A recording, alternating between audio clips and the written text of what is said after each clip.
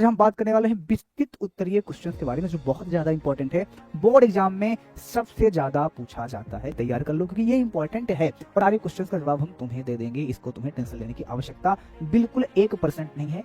Hello बच्चों, एक बार फिर से स्वागत करते हैं यूपी बोर्ड हिंदी मीडियम के सबसे बड़े और सबसे ज्यादा विश्वसनीय चैनल पर। तो कैसे आप सब? बढ़िया, फर्स्ट क्लास। आई होप आप सब मस्त होंगे, स्वस्थ होंगे, अपनी पढ़ाई को एकदम बेहतरीन तरीके से कर रहे होंगे बच्चा पार्टी। तो नमस्कार, सत श्री अकाल जी, वालेकुम सलाम। मेरा नाम है अंकित पांडे और आज हम बात करने वाले हैं विस्तृत उत्तरीय क्वेश्चंस के बारे में, जो बहुत ज्यादा इंपॉर्टेंट है, बोर्ड एग्जाम में सबसे ज्यादा पूछा जाता है। जी इंपॉर्टेंट है और इसके क्वेश्चंस को आप तैयार करे हो कि नहीं करे हो। अगर नहीं किए हो तो भाई तैयार कर लो क्योंकि ये इंपॉर्टेंट है।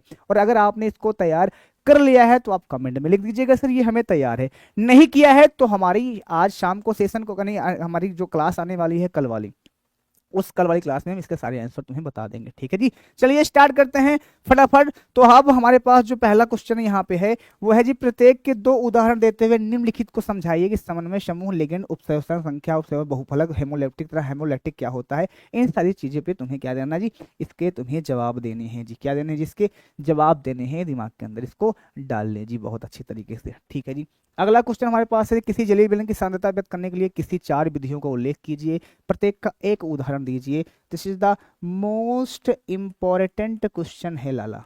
ठीक है जी, इसको कर लो आराम से, कोई दिक्कत नहीं होगी। अगला क्वेश्चन है, विलयन को परिभाषित कीजिए, किसी विलयन की सांद्रता को कितने प्रकार से व्यक्त किया जा सकता है। ये हमें हिंदी में समझाइए। हिंदी में क्या मतलब समझाइए बोला गया है, हिंदी में समझाओ, इंग्लिश में समझाओ, कैसे भी समझाओ लेकिन समझाओ भैया।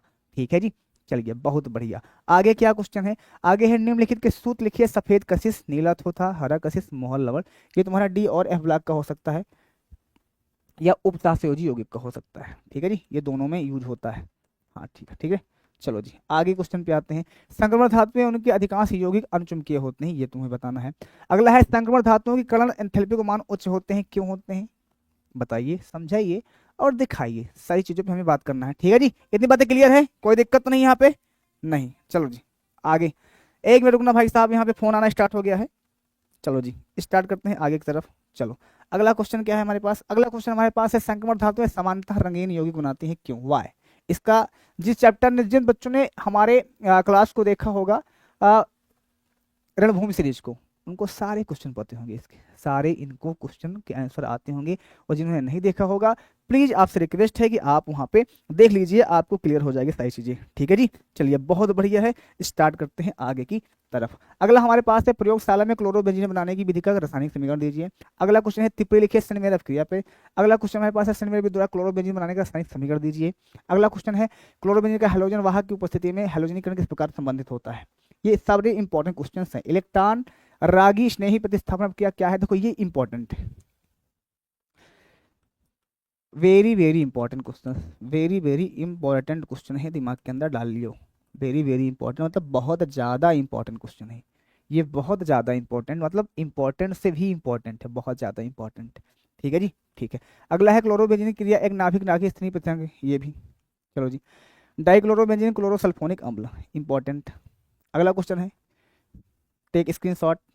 ये सारे क्वेश्चन के जवाब क्या सच में तुम्हें पता है? सच सच बताना।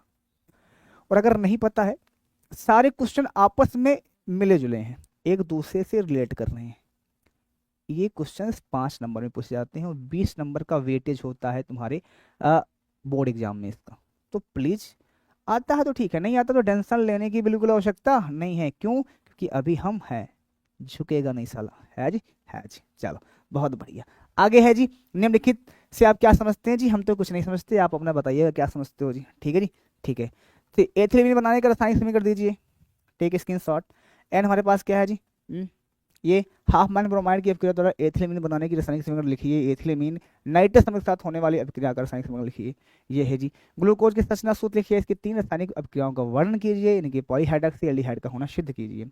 इतने क्वेश्चन तुम्हारे पास है यहाँ पे। ग्लूकोज में COHO5OH समूह की उपस्थिति की पुष्ट अभिक्रियाओं के समीकरण द्वारा कीजिए। ग्लूकोज और फ्रक्टोज के 2 रासायनिक समीकरण परीक्षण दीजिए। ठीक है जी, ये है डी ग्लूकोज का संरचना सूत्र लिखिए, अविपेशी नाम लिखिए, कैसे सिद्ध कीजिए कि ग्लूकोज के अणु में एल्डिहाइड समूह होता है। इंपॉर्टेंट, ग्लूकोज को फीसर संरचना सूत्र लिखिए। ठीक है जी, चलो प्रत्येक के 2 समझाइए यहाँ पे समन्वय संख्या। चलो जी, क्लियर इतनी बातें? हाँ चलो और कोई दिक्कत नहीं। तो ये सारे तुम्हारे पास क्वेश्चन है।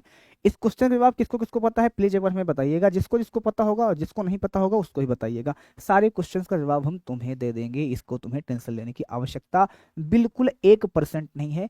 मिलते हैं क्लास के अंदर, तब तक के लिए bye bye, take care, love you, सभी को बहुत ज्यादा प्यार।